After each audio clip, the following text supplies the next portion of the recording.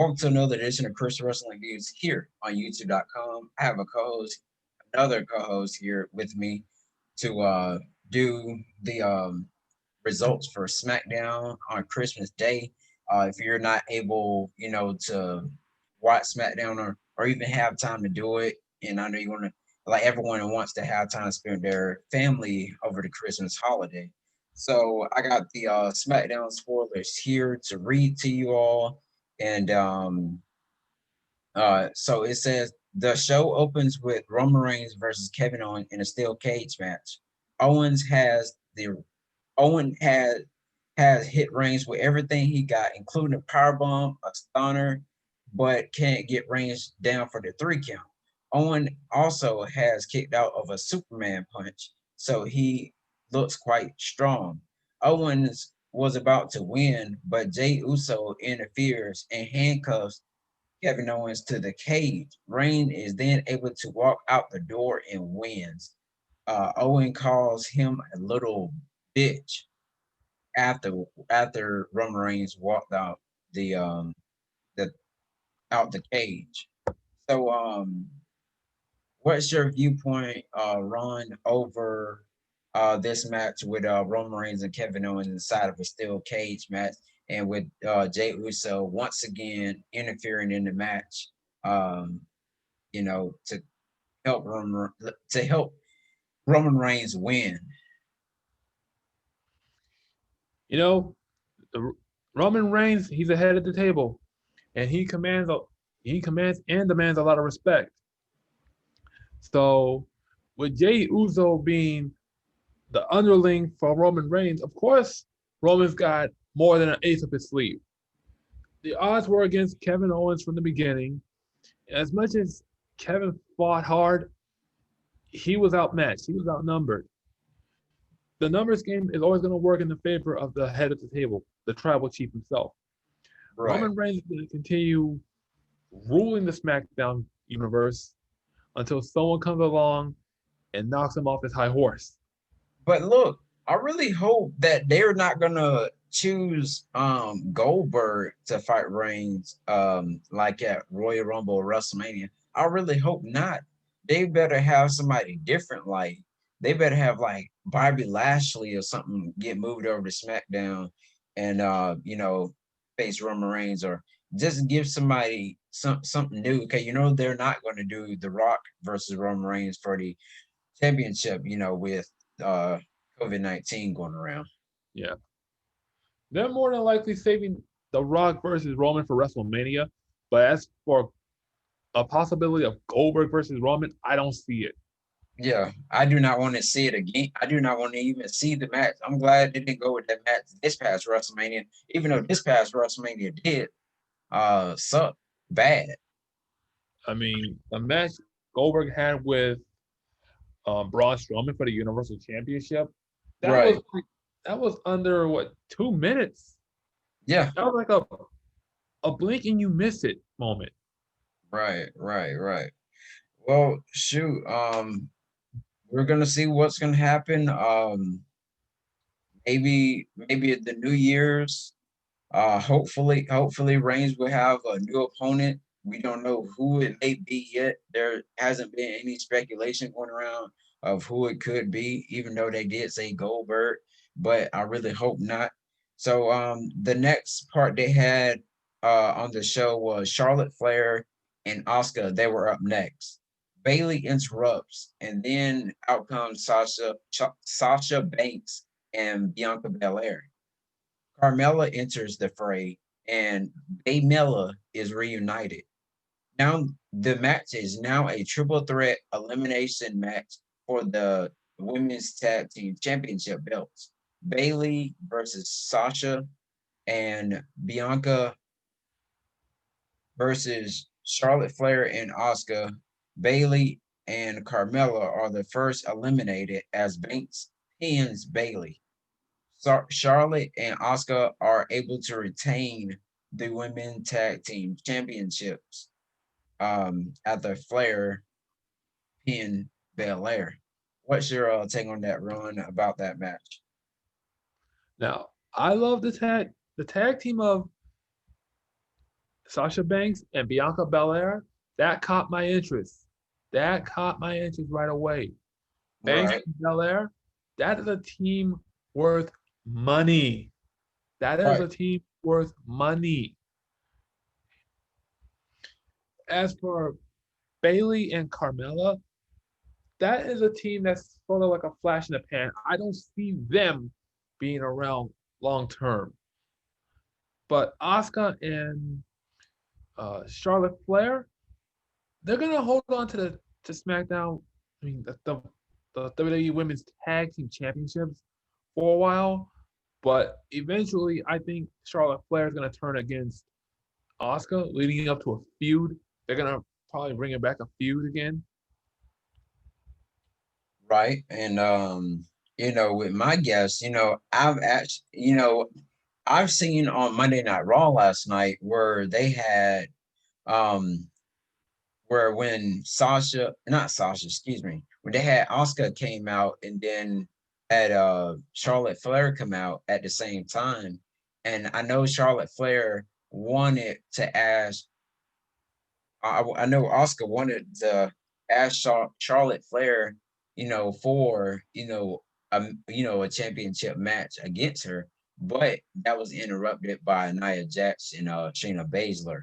But then again, we all can see this coming unless WWE decides to throw a curveball and have someone else maybe beat Oscar for the women's championship.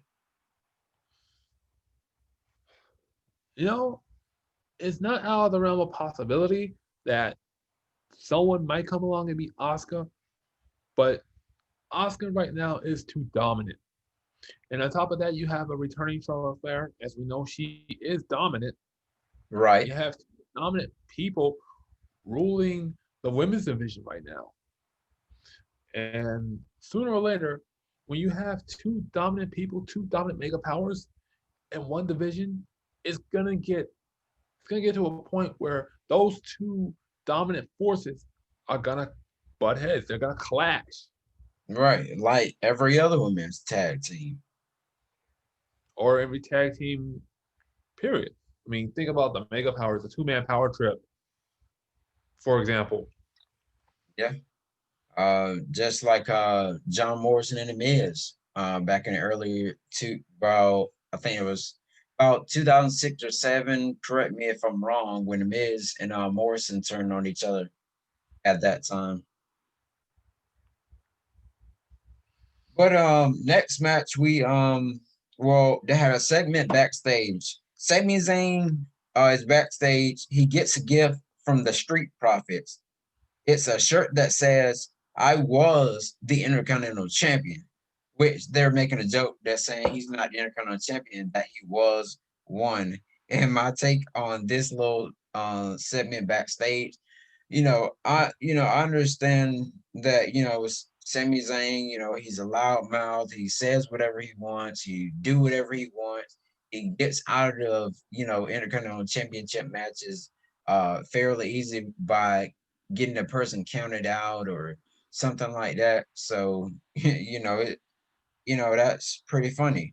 So then again, after that segment, um, Daniel Bryan gets on camera. Daniel Bryan gets attacked on his way to the ring by Jay Uso before their match. So they had Jay Uso versus Daniel Bryan. However, the match continues. Bryan manages to make a comeback and beat Jay Uso.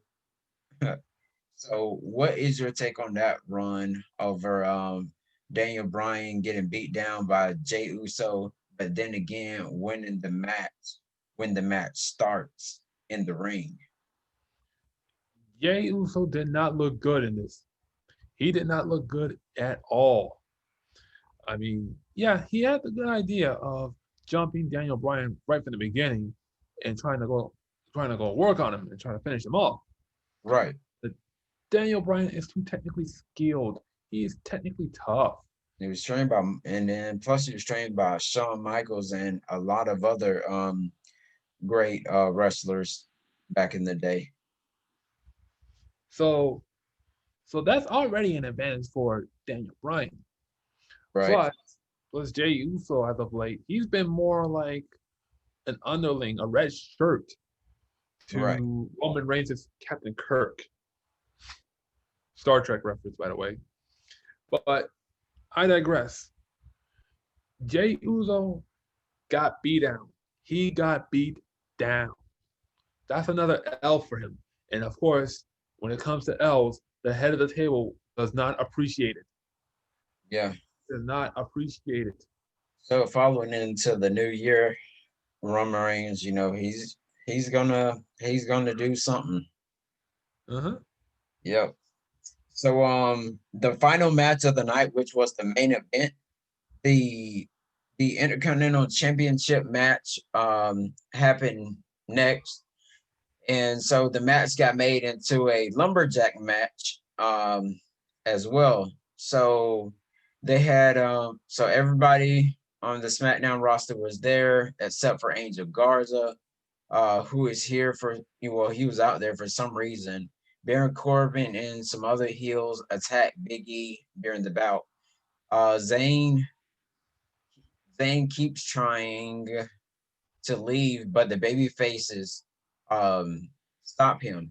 Brawl breaks out in between the heels and the faces. Zayn makes a run, but Apollo Crews stops him.